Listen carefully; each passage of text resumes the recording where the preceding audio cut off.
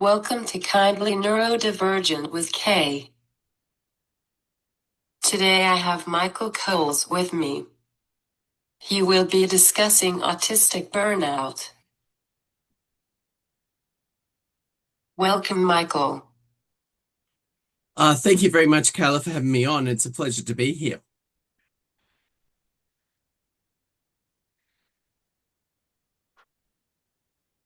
The experiences we discuss on this show are for educational purposes only. Please do not substitute them for professional medical advice, diagnosis, or treatment. And if you notice any pauses during this episode, we ask you to keep listening. Sometimes, someone's processing their thoughts or it's part of the natural flow of conversation. Please introduce yourself. Okay, I'm Michael Coles. I was diagnosed with pervasive developmental disorder not otherwise specified back in 1978 when I was three. I was re-diagnosed with Asperger's syndrome back in 2010 when I was 35. And then I was re-diagnosed autistic in 2017. Then I had two autistic burnout episodes, firstly in 2016, where I was hospitalized, and also back in 2023 when I had to unfortunately I had to sort of resign from my full-time work, unfortunately because of my burnout. As a result of that, I also was also diagnosed with expressive and receptive language disorders. That was back in 2024, and I had my ADHD diagnosis last year. So that's basically my sort of all my diagnosis in a bit of a nutshell. What is autistic burnout, and how would you describe it in your own words? Okay, so autistic burnout is not the sort of the same as typical burnout. It's basically sort of, in my own words, it's basically sort of like the you had to fit into like a tiny little box for such a long time, and you had to sort of mask for such a long time. And the problem is with masking and all that type of thing.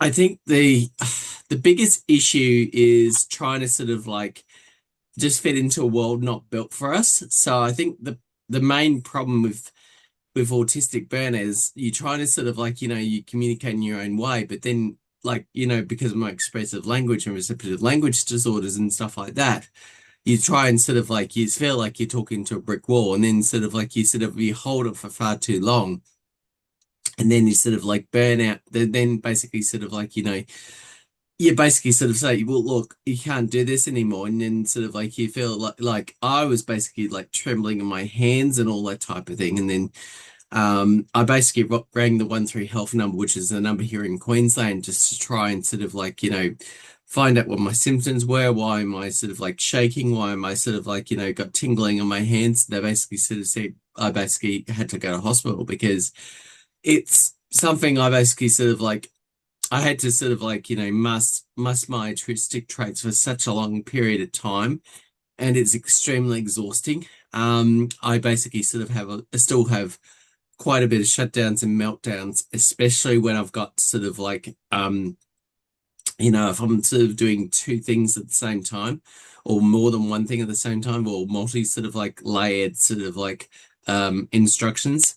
So if it's sort of you have to do a certain period in a short amount of time, then sort of that's when shutdown and sort of like the meltdown happens and all that type of thing. So that's burnout. That's autistic burnout, in my own words.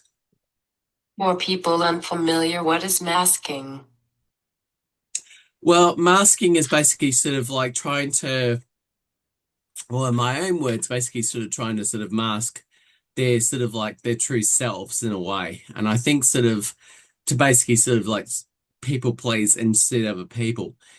I think the problem with me are basically sort of people please for such a long time, and that sort of was basically to my detriment.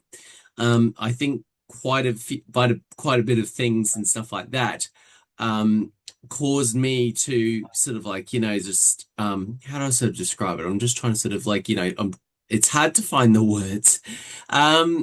Sometimes, yeah, sometimes, masking is basically you're trying to sort of like you're doing up like a performance, but then you sort of like if you perform continuously 24/7, that doesn't sort of really help you and all that type of thing. So yeah, that's what masking is. It's trying to sort of like fit into a society that's just not built for us. How is it different from things like sensory overload, meltdowns, or what people might label as tantrums?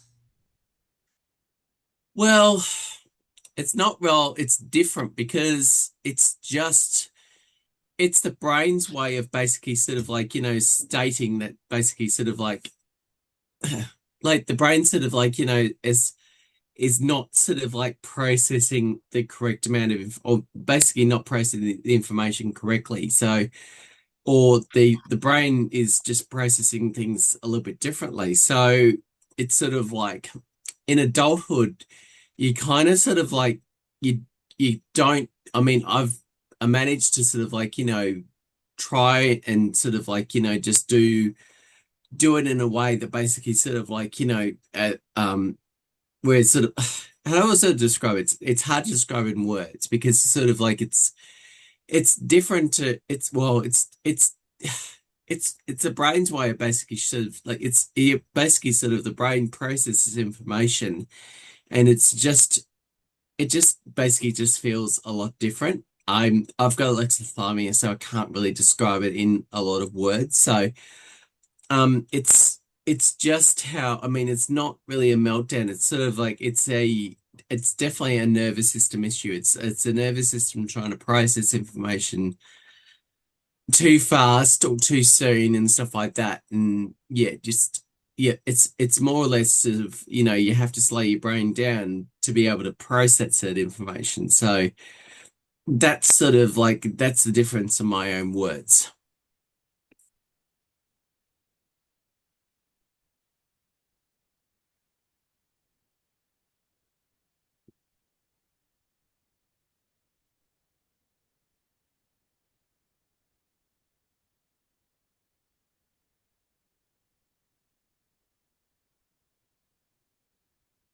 What made you need hospitalization, and what did they do to help you? Well, okay. Firstly, there was like, back in 2016, they just basically gave me Valium. And I think sort of like that sort of helped me to a degree, but that didn't sort of like really sort of like get down to the base of the problem. I think in 2023, when I actually sort of had my second autistic burnout episode where I had to be hospitalized, they basically sort of like, they put me in a calm room and all that type of thing. And they sort of like, they they didn't sort of go with the sort of the medication model because I think sort of like having sort of like, a calm sensory room to be able to sort of calm down was a lot different. And then sort of like, I stayed in hospital for the day and then sort of they referred me back to my GP and then basically sort of like you said, you had to say you have to take some time off basically just to recover. But basically they were trying to get me back to work and all that type of thing. And then sort of like, um, I had to sort of like, say I basically sort of like couldn't recover from the like, the trauma that I experienced. So it was a really big thing for me, unfortunately, and it's still affecting me to this day.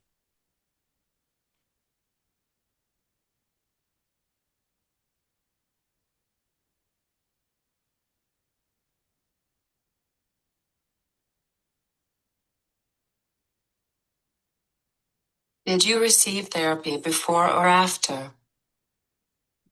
Well, I did receive therapy from about 2016, when I basically sort of like, my one of my managers basically sort of said that um I couldn't like concentrate, and I think that was the biggest problem and stuff like that. That I knew I was autistic because obviously I was diagnosed with Asperger's and stuff like that back in 2010. So I assumed that basically that was one of my autistic traits trying to come out, and basically sort of like the management basically sort of like, not sort of understanding who I was and stuff like that. So that's why I needed to sort of get therapy to basically sort of get diagnosed so I could actually present to the report to my employers to actually sort of get that help I actually need.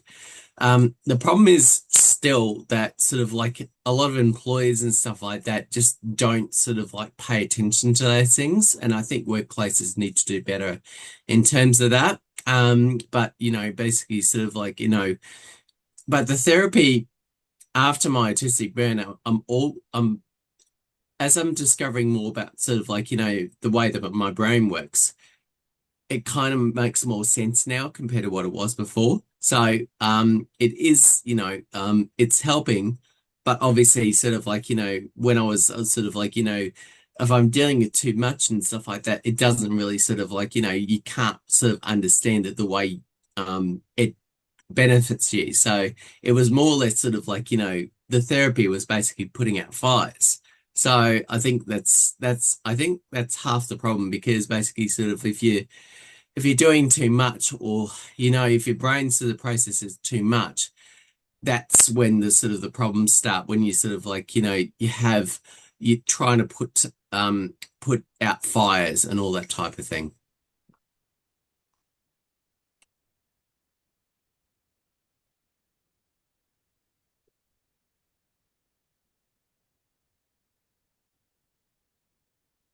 Did your different diagnoses confusion contribute to your burnout?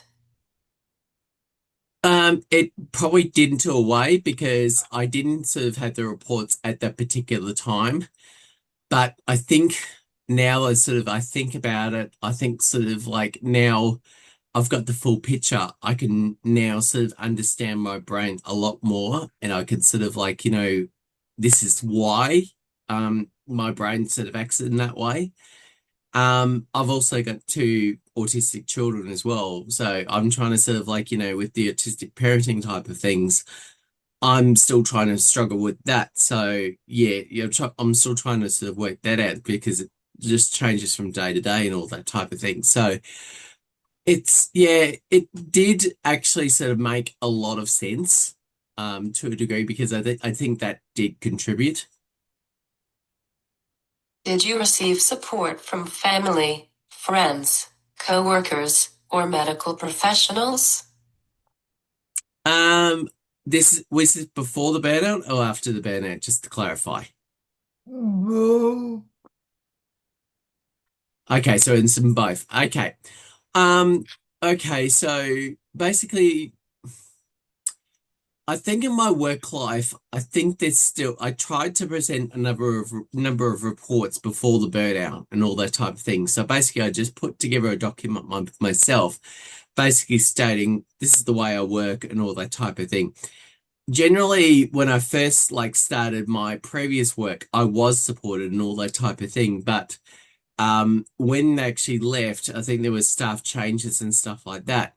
And they knew I was autistic, but the problem is basically that didn't sort of like work to like, basically didn't translate. So I think sort of like, sometimes, I mean, family did support me because they're sort of like, they knew I was autistic and all that type of thing because obviously they sought that diagnosis. But from sort of like, from generation to generation, those, that the way that people are diagnosed gets changed quite a bit. And if you sort of like don't like originally I didn't fit into the traditional autistic model, so that's why I was diagnosed PDD NOS. And then sort of like back when Asperger's was actually diagnosed for me, I felt it was quite stigmatized. So I think sort of like now I think there's a lot more acceptance out there because obviously sort of like there's more of us coming out and being proudly autistic. So I think sort of like in that way, I think to a degree, I think it's sort of like, there's more sort of like acceptance and sort of like recognition of the autistic identity these days compared to what it was even 10, 15 years ago. What kind of support was helpful and what wasn't? Um, what wasn't that basically sort of like well, when I was actually sort of like first diagnosed with autism and stuff like that, this is obviously when I was first seeing my psychologist. Um, I think sort of like it's sort of like, they basically tried to sort of like, just under like, trying to sort of like maybe it sort of like didn't sort of like sink in the way it's supposed to be, but now sort of like, now I've got some more neuroaffirming therapists and stuff like that on my team. That kind of actually helps to translate how I understand it as well. Because I think from that perspective, I just need to sort of like be mindful. This is how my brain works and all that type of thing. We do have like, in certain situations, I use like the sunflower lanyard, which uh, I believe it's been used right around the world at the moment. But there's also a card in Australia called the National Assistance Card, which basically sort of like, you can sort of wear when you're actually out in sort of like areas where like overwhelm can be sort of experienced, like, airports, offices, that type of thing. And they can sort of like, that sort of explains why that basically your brain actually works that way. So it does actually sort of like assist in that area to be able to sort of like, sort of like this is how my brain operates. This is why my brain operates. And yeah, this is the full picture here. For people unfamiliar, what is neurodivergent affirming in relation to therapy? Well, neuroaffirming, or basically, I sort of some people call it autistic affirming or autism affirming, is basically the acceptance of people of autism. It's not fixing of people of autism. I think sort of that's the main difference here. Like, I think sort of the traditional model, or basically the model in the past, is trying to sort of like fix people, basically due to their condition. But the problem is basically, autism is lifelong and it's the way you present and stuff like that. And now we're trying to sort of like, basically accept like people are more accepting of their autistic identity. And I think that's really important because I think acceptance and, basically sort of like, just appreciation and how their brain works and all that type of thing, it's and patterns sort of like, speech recognition and speech sort of like, sayings and stuff like that. It's just different. It's not necessarily wrong. And, people don't want to change who they are, but, people should be more accepting of what they are. So that's what the neuroaffirming approach actually sort of does. It's more sort of like accepting what differences in their brain, how their brain processes the world and all that type of thing. So it's the way it's basically acceptance of their work of their brain of their workings of their brain, so to speak. So that's what the neuroaffirming approach basically sort of does. How long did it take you to begin recovering from burnout? Um, well, I'm still sort of recovering now. I mean, I'm still quite sort of like affected by it. I don't sort of work full time anymore, mainly because of that. I did have to change my environment. I mainly work from home now, so it does actually sort of like, to me, like, there's still those barriers that we still have to sort of like, cut through. There is actually sort of means of doing that, and I'm actually sort of helping them to do that. But it's sort of like through presentations, public speaking, and all that type of thing. But there's still a long way to go in terms of that. It's going to be a really slow process to do that. So as generations move through, and generations are more sort of like, accepting of the autistic condition or of the autistic person, then obviously sort of people can sort of like benefit from that, that acceptance and that sort of design that sort of keeps the autistic brain in mind and stuff like that when designing environments. How did burnout affect your daily life physically, emotionally, and socially? Well, It had okay, so it has benefited me from a positive view. I've basically made quite a few friends basically online, basically through the Deep Dive podcast, which I basically sort of like it's just coming up to its second anniversary. I've been part of quite a few groups and all that type of thing online. That I've actually sort of like, connected with. We can sort of like, talk basically without sort of like masking, without sort of like, hiding who they are and all that type of thing. It's more sort of like it's a fun space, it's a accepting space, and it's a safe, excuse me for a second, it's a safe space. So I think sort of from that point of view, I think sort of like it's really good to sort of like, have those, basically sort of spaces where people can sort of, you know, basically sort of like, meet up with Neurokin and sort of like, just be who they are. Just adding to that, basically I'm going down to Melbourne for the first time for Yellow Ladybugs, who is an autistic girls organization here in Australia. But it's basically their conference in Melbourne. They sold out in 2 days. So that's how popular it's basically sort of like it's autistic Christmas. It's basically sort of like connecting with Neurokin for a day. You will be exhausted afterwards, but it's sort of like it's a chance to meet other people that you met online in person and all that type of thing, and just just hang out with them for the day. And it's sort of like it's the energy is just so infectious. What does balance or sustainability look like for you today? Well, I do have to sort of like, keep my sort of like, just basically my energy in check. I do have to sort of pace myself to a degree. I basically sort of like, just align with my special interests and all that type of thing. So I work with that.